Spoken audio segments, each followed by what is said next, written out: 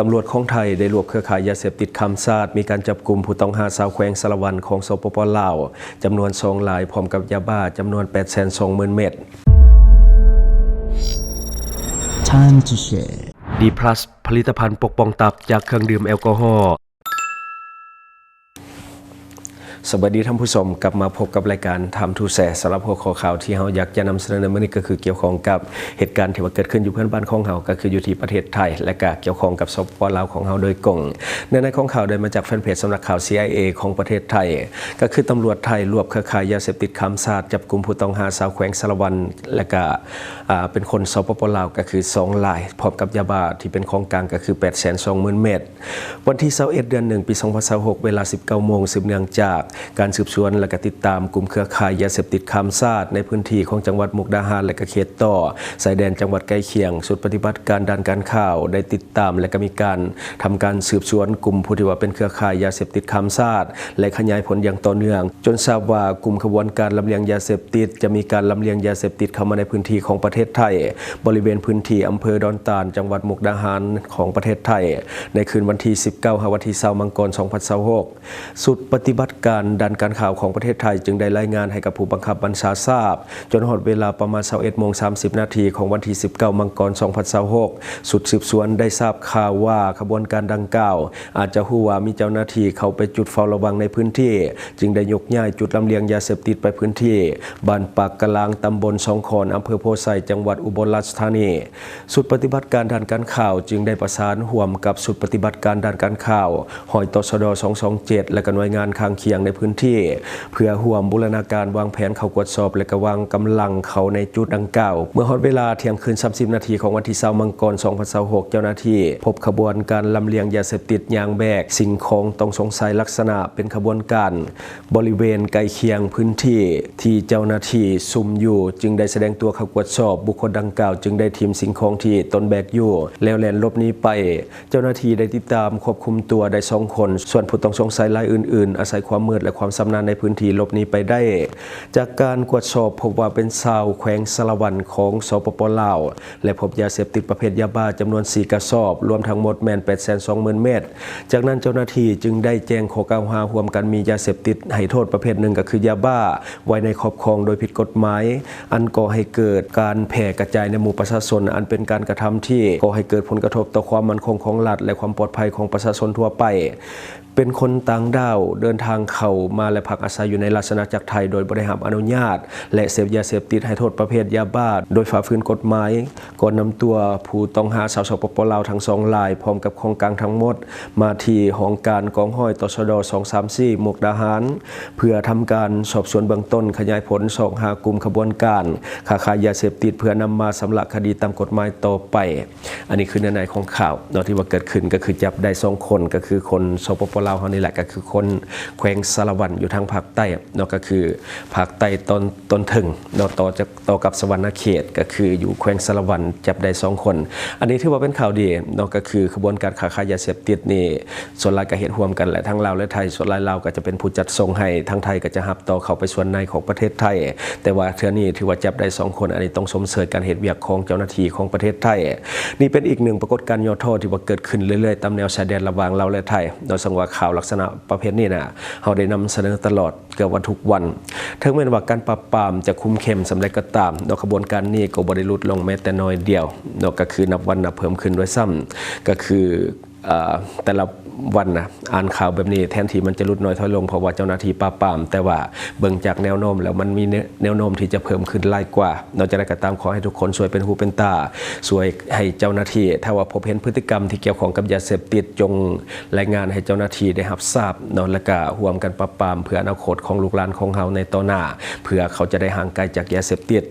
และวันนี้มาต่ออีกหนึ่งข่าวที่เกิดขึ้นในลาวเฮาก็คือมีการกวดยึดผลิตภัณฑ์และก็สินส่วนสัตว์ป่าอยู่ห้านขายเครื่องที่ละนึกของแขวงหลวงพระบางและกันนครหลวงเวียงจันทน์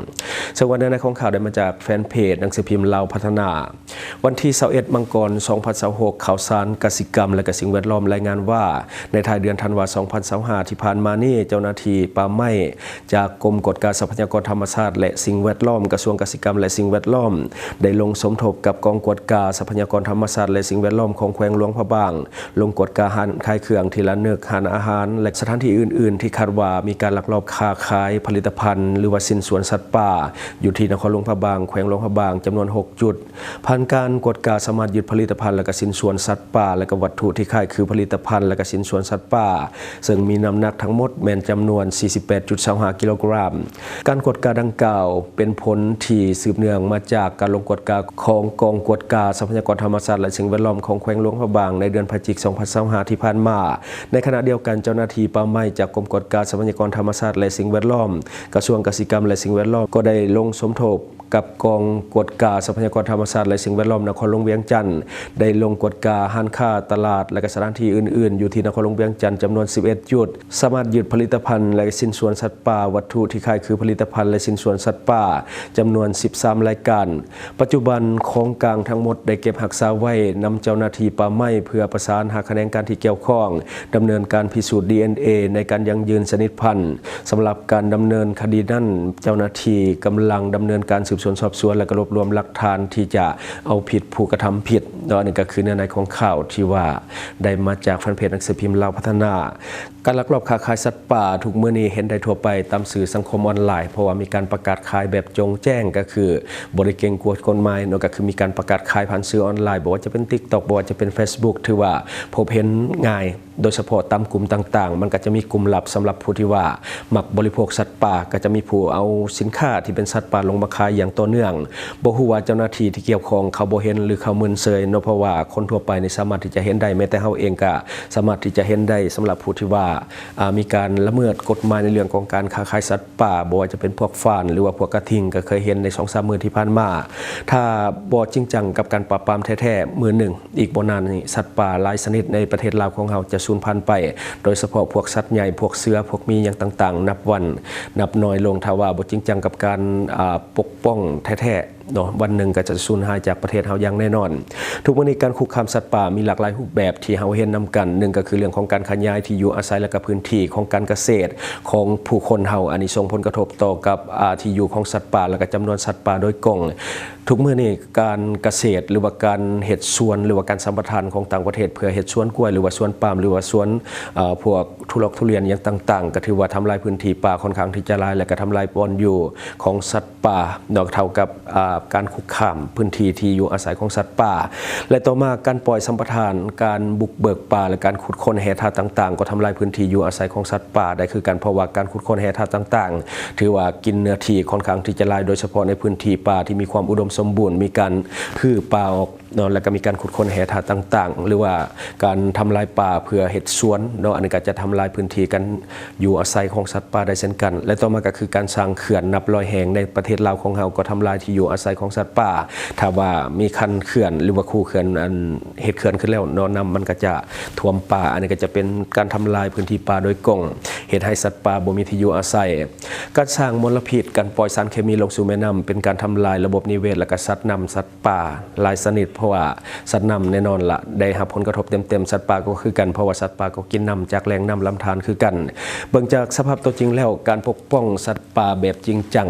แบบเป็นรูปธรรมนี่เป็นไปได้ยากในทางปฏิบัติแต่ว่าเฮาสามารถเฮ็ดได้ในบางส่วนตัวอย่างป่าสงวนป่าปกป้องหรือว่าป่าแบบอนุรักษ์ว่าสินะก็จะเฮ็ดได้อยู่แต่ว่าซุมื้อนี้ป่าปกป้องป่าสงวนอย่างต่างๆก็มีการเสนอที่จะมีการสัมปทานเรื่องของการเฮ็ดแห่หลายคนน่าจะได้เห็นข่าวที่มีการนำเสนอทั่วไปก่อนหน้านี้เรื่องของการเสนอที่จะให้มีการขุดค้นในป่าสงวนอย่างต่างๆตัวนี้ก็จะทำลายที่อยู่ของสัตว์ป่าที่สงวนไว้ได้แบบบ่มีทางเลือกนะอันนี้ก็คือสิ่งที่เราเก็บมาเล่าสู่ฟังหวังว่าท่านจะได้รับสาระดีๆสำหรับท่านที่ว่าเบิ่งรายการเราอยู่คิดเห็นจะได้กับสิ่งที่ว่านำเสนอไปก็อย่าลืมฝากไว้ภายใต้คอมเมนต์ของเราและข้าพเจ้าจะเข้าไปอ่านด้วยตนเองขอขอบใจท่านใดที่มักดื่มเหล้าดื่มเบียร์หนักๆอย่าลืมปกป้องตับและฟื้นฟูเซลล์ตับแบบเร่งด่วนโดยผลิตภัณฑ์ D+ ตัวนี้แก้เมาค้างในโตมีเก็บเงินปลายทางช่องทางที่คุณสามารถรับชมข่าวสารจาก Time to Share Studio Fanpage Time to Share Laos YouTube Time to Share TikTok Time to Share Laos Facebook สิงห์ดาราสายลิน อยู่เมืองลาวใช้แต่เงินกีบลาวและส่งเสริมผลิตภัณฑ์ภายในเพื่อลดผ่อนการนำเข้าสินค้าและแก้ปัญหาเงินตรา Subscribe for more video.